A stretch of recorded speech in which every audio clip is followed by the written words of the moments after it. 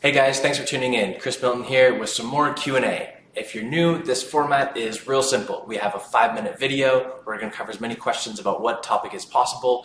And to keep honest, at 5 minutes, the video is going to turn off if I end up going too long. So all of the information is up front.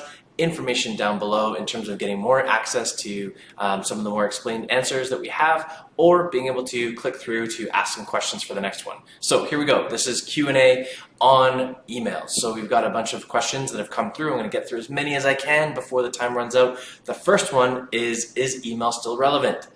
Yes, this is a question that I get asked a lot, as well as I've seen it asked forever over the years.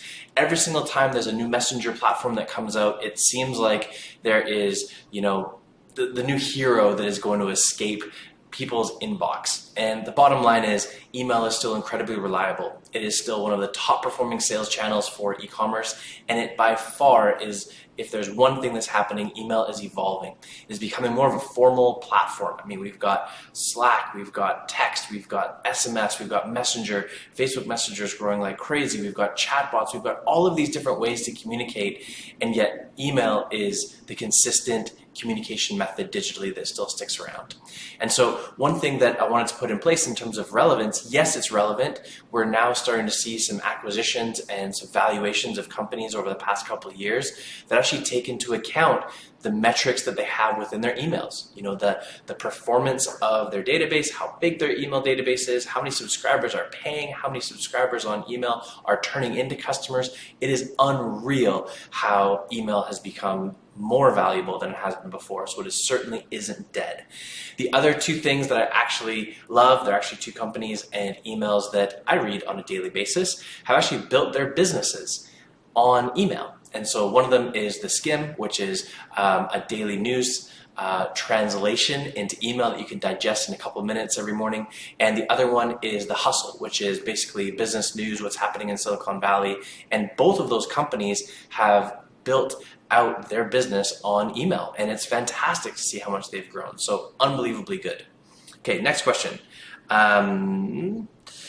What can I do with 1,000 people on my list? You can do a lot. I mean, 1,000 is a lot as long as they're current.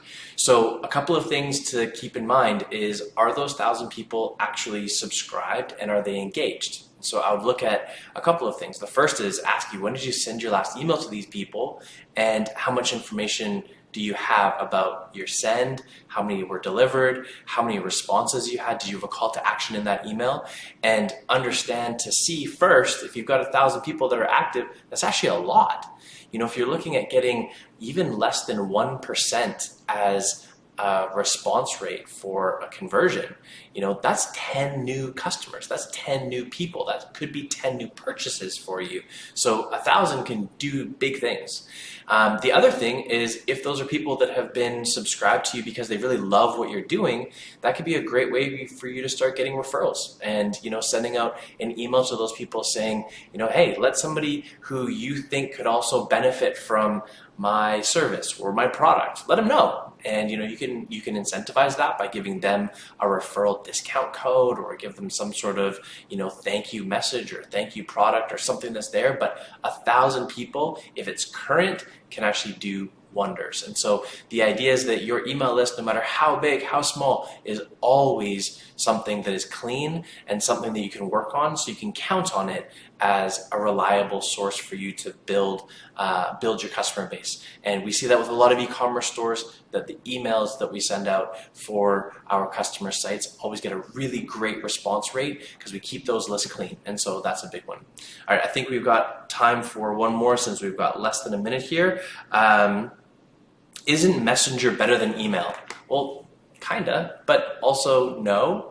So Messenger, specifically we're talking about Facebook Messenger.